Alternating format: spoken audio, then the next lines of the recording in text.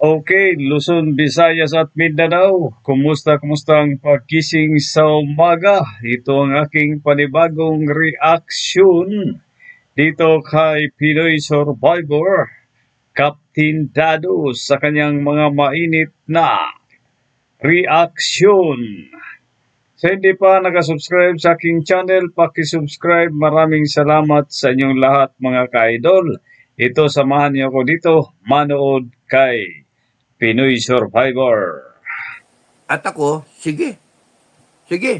Nangako na akong di ako papatay eh. Sabi ko gano'n, nangako na ako sa langit, di na ako papatay. Pero for this specific reason, para sa inyo, mga barangay, sige, papatayin ko yan.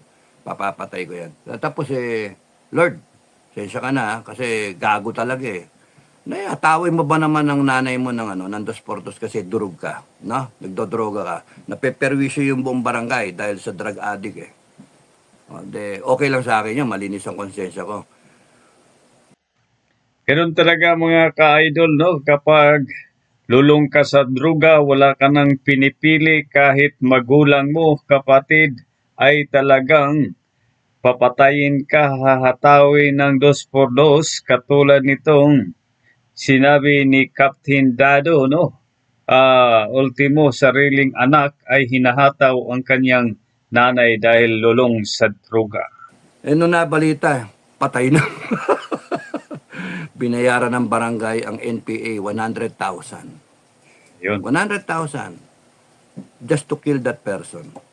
Kanino kayo dudulog? Yon, sa NPA. Dumulog at that time yung mga tao. Why am I saying that? No? Relevant.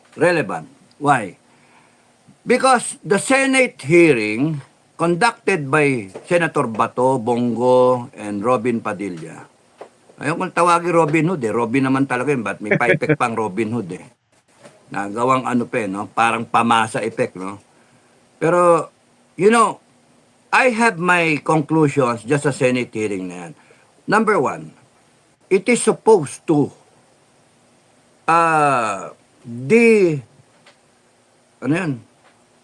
it is supposed to distress the situation, no? De-escalate the situation.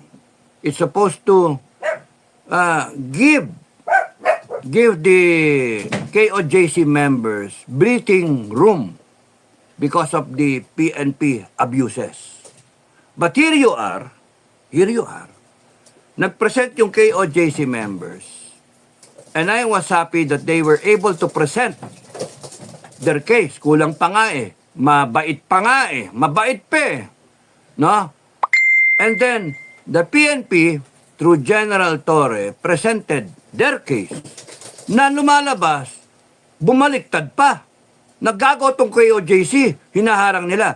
And ang pinakamasakit doon, na nakikita ko, the senators, no, would say, kawawa naman to mga to, pero ang magigiting nating PNP, puta, ano kayo, mga politiko talaga kayo eh, mga politika, no? Lalo nyong pinalalakas ang loob ng PNP by saying itong magigiting nating mga PNP, mga dating nakakasama natin yan, etc. etc. Can you not just say, kayong mga senator, no? If you are for the Filipino people, can you not just say, mga tarantado kayo, mga abusado kayo ha? Ba't nyo ginawa yan? Ba't nyo ginagawa yan? You are violating the Constitution. Di ba? Hindi nyo ba pwedeng sabihin nyo, namumolitika kayo? Ano pa yung boto? Ayun nga no mga ka-idol, no? Ito ay tungkol sa hearing ng KOJC doon sa Davao, no? Ito nga sila si Senator Bato at si Robin Padilla at si Go ay nagpunta doon para imbestigahan ito si Torre. Kaya nga lang marami yatang bigo dahil parang binibibi pa ito si Torre. Diba? Hirap talaga kapag ganun ang sitwasyon sa ating nasa pang gobyerno ngayon katulad ng sa Senado. Wala nang malapitan. Walang malapitan ang mamamayan. Dahil sa halip kumampi kayo sa taong bayan, nakalatad na ang mga malakas na ebidensya laban dito ni Torre, hindi pa rin ito na konting si Torre. Kawawa talagang mamamayan katulad nitong KOGC, no? Ah, hindi natin alam kung saan ito papanig talaga ang mga senador. Kung papanig ba ito sila sa dito sa mamamayan o papanig sila sa isang tao nga gumawa ng kalokohan. Kaya nga katulad nito ni Pinoy Survivor ay talagang nanggigigil dito kay Torre. Sana patas kayo naman na Senador Bato.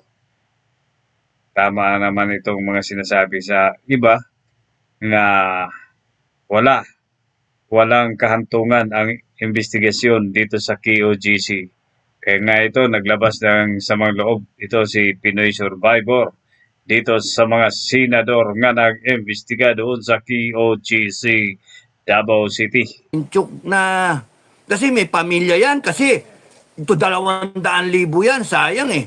May multiplier, may pamilya yan, times 5. Oh, 1,000,000 din na boto yan. Ano ba kayo? Tama. Kitang-kita yung abuso. Di nyo ba napanood? Sinipa, o paano ngayon yun nga? Kakasuhan daw yun ng pepper spray. Hindi daw pepper spray, alcohol lang daw. Imagine, tarantadong gagong yan. Tapos nun, paano yung gagawin nyo doon sa nanipa? Pwede nyo ba i-identify yun?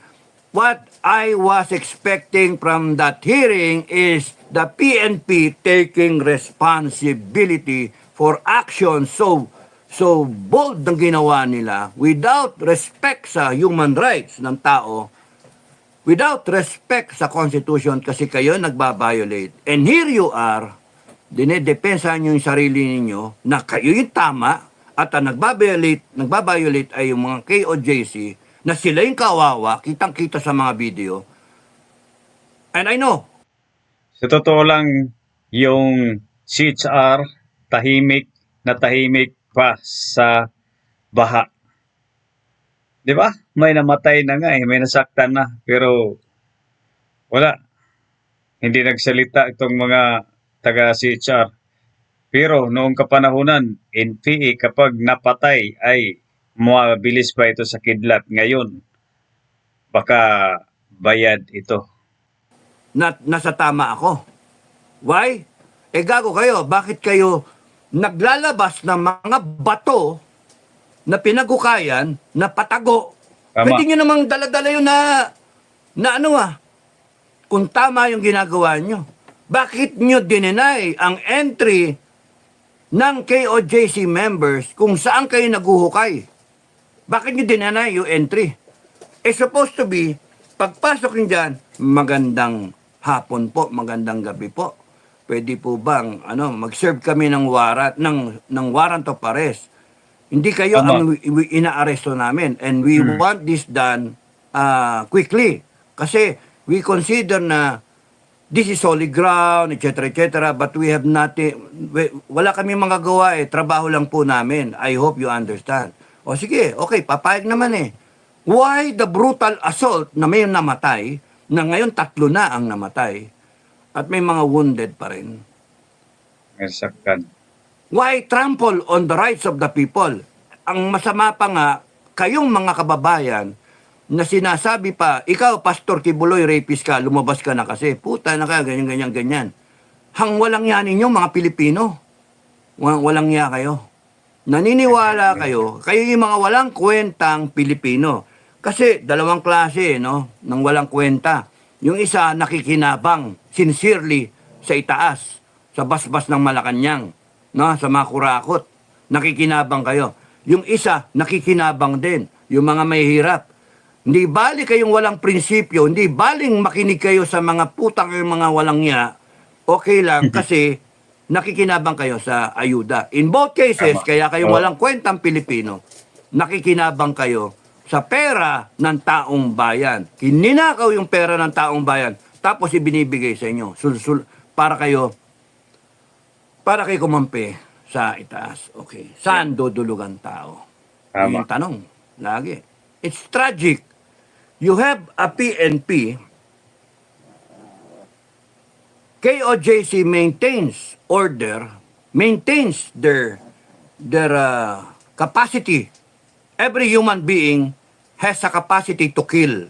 Every human being, PNP, kayo sa gobyerno, huwag niyong minamaliit at minamaltrato itong mga taong to na mababait, Kristiyano, Kingdom of Jesus Christ. No? Iba pa yan, marami Huwag na niyong pababayan. Because when they die, when they choose to die, either by fighting you or by letting you kill them, it's gonna be a revolution. Sinasabi ko sa inyo, huwag kayong magkakamali.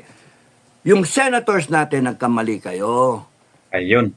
One avenue yon na pinagkakatiwalaan nitong KOJC na magsalita sila at magsalita yung PNP para mapasify yung situation. And here you are, kunwaring hindi kayo bias para kampi kayo dito, kampi kayo doon, kampi kayo dito.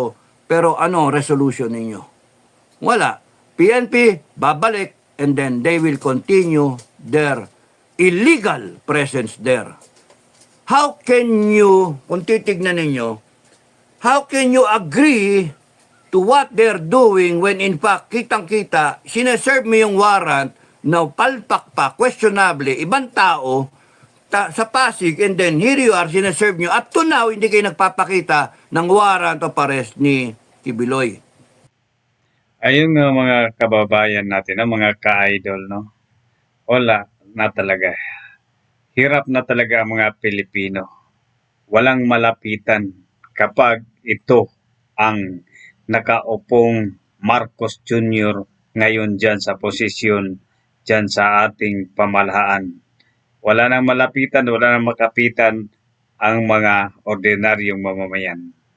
Ultimo, mga pulis ay nag-abuso sa kapwang Pilipino. So yun lang ang aking reaksyon. Sa hindi pa nakasubscribe, pakisubscribe. Maraming salamat.